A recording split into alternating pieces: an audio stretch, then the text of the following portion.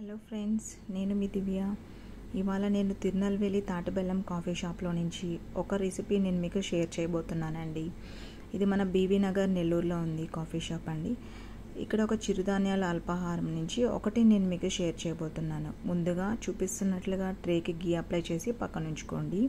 ఇప్పుడు తాటిబెల్లంని పౌడర్లా చేసుకొని అందులో కొద్దిగా వాటర్ యాడ్ చేసి ఒక తీగ పాకం వచ్చే వరకు తిప్పుతూ పాకం పట్టండి. మరొక ప్యాన్లో గీ తీసుకొని గీ లో ఫ్లేమ్లో హీట్ చేస్తూ ఉండండి. మరొక వైపు శనగపిండి జల్లడించి ముందుగానే తీసి పక్కన ఉంచుకోండి. ఇప్పుడు మనం ఒక తీగ పాకం వచ్చిన తర్వాత కొంచెం కొంచెంగా శనగపిండి తీసుకుంటూ ఆ పాకంలో మిక్స్ చేసుకుంటూ ఉండాలి.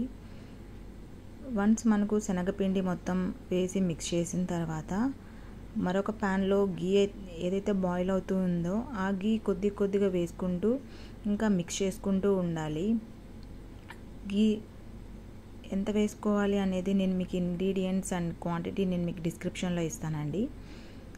ఇలా శనగపిండి మొత్తం వేసుకున్న తర్వాత కొద్దిగా గీని యాడ్ చేసుకుంటూ వీడియోలో చూపిస్తున్న ప్రకారం నురుగు వచ్చేలాగా ఆ గీ బాయిల్ అవుతూ ఉండాలి. అలా నురుగు వస్తేనే మీకు ఈ మైసూర్పాక్ రెసిపీ కరెక్ట్గా ఉందని.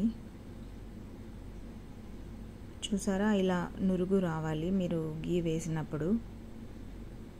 ఇలా వేసి ఇదంతా కంప్లీట్ అయిన తర్వాత ముందుగా మనం అప్లై చేసుకున్న గీ ట్రేలోకి ఈ మిక్సర్ మొత్తంని అందులోకి తీసుకోవాలి. ఒక 5 minutes 10 minutes తర్వాత మనం పీసెస్లా కట్ చేసుకోవాలి. కానీ పూర్తిగా చల్లారిన తర్వాత ఇలా విడిగా పీసెస్లా తీసుకోండి. ప్లీజ్ సబ్స్క్రైబ్ చేయండి నా ఛానల్.